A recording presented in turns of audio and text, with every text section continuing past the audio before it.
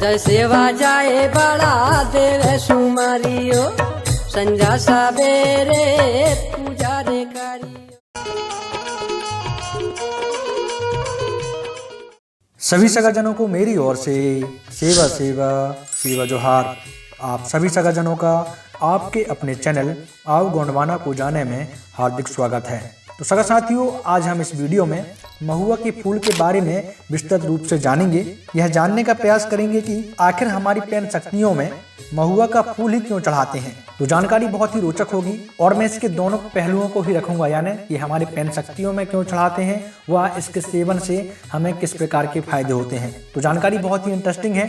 मैं चाहूंगा कि इसे आप ज़्यादा से ज़्यादा सगाजनों तक जरूर शेयर करेंगे और वीडियो की जानकारी अगर पसंद आती है तो इसे लाइक करते हुए चैनल को सब्सक्राइब करना नहीं भूलिएगा, क्योंकि आप जानते हैं कि मैं आप सभी सगा समाज के लिए, आप सभी सगा के लिए गोंड, गोंडी व गोंडवाना से संबंधित महत्वपूर्ण जानकारियां लाता रहता हूं। तो चलिए वीडियो के टॉपिक पर आते हैं। इसकी शुरुआत मैं एक उदाहरण के साथ करूंगा और मैं बिल्कुल भी किसी की आस्था को ठेस नहीं पहुंचाना चाहता, बस एक एग्जाम्पल देकर आपको समझाने का प्रयास करता हूं। आज प्राय हर जगह जाकर देखें तो भगवान की मूर्तियों में तरह तरह के रंग बिरंगे फूल चढ़ते हैं। वे फूल कुछ घंटे बाद मुरझा जाते हैं और बाद में सड़कर दुर्गंध देने लगते हैं। आप स्वयं विचार कर सकते हैं कि भगवान में चढ़ाया हुआ फूल कुछ घंटों बाद दुर्गंध करता है, जबकि भगवान में चढ़ाया हुआ खुशबूदार फूल बदबू नहीं करना चाहिए, क्योंकि वह तो भगवान में चढ़ाया हुआ फूल है, फिर भी वह दुर्गंध करता है। यह एक सोचने वाली बात है, इस पर आप जरूर चिंतन करिएगा। वहीं अगर हमारे कोयवंशियों में देखा जाए या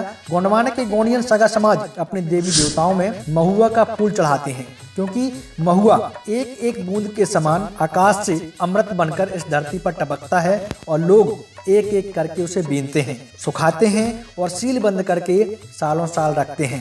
कई सालों बाद भी उसे निकालने और थोड़ा पानी में डालने पर भी वही खुशबू, वही रंग, वही तरोताजा जो कई दिनों पूर्व हमने उसे टपकते हुए बीना था, वह पुनः वैसा ही हो जाता है। सारांश यह है कि कुदरत ने इस धरती पर अन्य कोई ऐसा फूल नहीं बनाया है जो कई दिन, कई सालों तक तरोताजा रहे। सिर्फ महुआ का ही एक ऐसा फूल है जिसे प्रकृति ने इस तरह से नवाजा है। हमारे पूर्वज कितने बुद्धिमान रहे होंगे जो इस धरती पर यह अमृत रूपी फूल को चुनकर अपनी पैन शक्तियों में चढ़ाते थे। अतः हम उन्हीं के संतान उस फूल को अपनी पैन शक्तियों पर चढ़ाना तो दूर, उल्टा उस फूल के रस को अपने ऊपर चढ़ा लेते हैं, जिससे हमारा मानसिक, आर्थिक, नैतिक पतन होता है। और इसी के चलते हमारी पैन शक्तियां हमसे नाराज हो गई हैं, जिसके कारण हमारी शक्तियां क्षीण हो गई हैं और हम आपस में उलझ कर रह गए हैं। समाज के विघटन का यह प्रमुख कारण भी है। हमें हमारी पूर्वजों द्वारा बतलाई गई इस अमृत रूपी धरोहर महुआ का अपने पैन शक्तियों के ऊपर चढ़ाकर अपनी शक्ति और एकता का परिचय देकर संस्कृति को बरकरार रखना सभी कोयवंशियों का प्रथम और महत्वपूर्ण कर्तव्य है। तो सगा साथियों, ये हो गया महुआ के फूल का उदाहरण कि आखिर क्यों इसे हमारी पैन शक्तियों में चढ़ाया जाता है, क्या इसका महत्व है। अब जानते हैं कि महुआ के फूल के अन्य महत्वपूर्ण उपयोग व फायदे क्या हैं।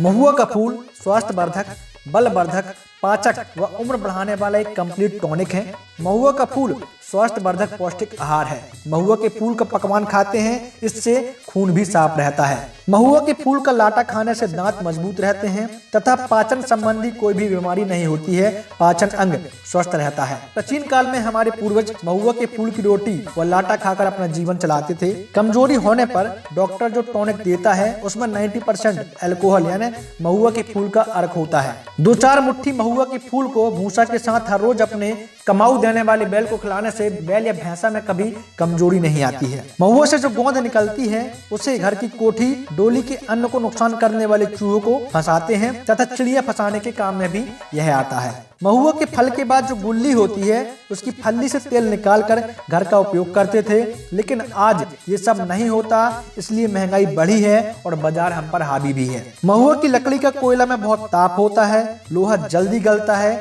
इसके कोयले से कृषि औजार यानी लोहा, हंसिया, कुदाली वगैरह गलाने के काम में आता था। महिलाओं को जचकी के बाद शारीरिक दर्द कम करने और रक्त शोधन के लिए महुआ के फूल का कड़क थोड़ी मात्रा में दवाई के रूप में देने से उन्हें तुरंत आराम मिलता था। आंगादेव को प्रसन्न करने के लिए आज भी बस्तर में महुआ के फूल का छिड़काव किया जाता है। तो सगा साथियों, महुआ का पेड़ कुदरत का अनमोल तोहफा है। यूं कहा जाए तो महुआ के फूल को इस धरती का अमृत और महुआ के पेड़ को इस धरती का कल्प वृक्ष कहा जाए तो भी कोई गलत बात नहीं होगी। ताजे व सूखे पुष्प औषधि के रूप में काम आते हैं। यह भोजन के रूप में शक्तिवर्धक और स्फूर्तिदायक होते हैं। साथ ही रोग प्रतिरोधक क्षमता की बढ़ोतरी भी करते हैं। पेट व पाचन संबंधी विकारों को दूर करते हैं। महुआ के जो पुष्प होते हैं उसे जलाकर गुल्ली के तेल से मिलाकर घाव व चोट के स्थान पर लगाने पर बहुत ही जल्द आराम मिलता है। ताजे पुष्प नियमित खाने से साइटिका में आराम मिलता है। रक्त दोष को दूर कर संचार को नियंत्रित करता है। मधुमेह के लिए भी ताजे फूलों का सेवन लाभकारी है। सूखे साल बीज और सूखे महुआ पुष्प को मिट्टी के बर्तन में पकाकर भोजन के रूप में ग्रहण किया जाता है। यह पौष्टिक, सुपाच्य तथा पाचन संबंधी विकारों को दूर करने के साथ ही मधुमेह को नियंत्रित करने के लिए असरकारक है। मिट्टी के बर्तन से भुने हुए पुष्प का पिसान और भुने हुए मड़िया पिसान का सत्तू या लड्डू प्रसूता माताओं के लिए अमृत गुणकारी है। प्रसूति के समय सेवन करने से शक्ति में वृद्धि, दर्द निवारक होने के साथ ही दूध की मात्रा को बढ़ाता है। सदियों से इरुक पुंगार के इस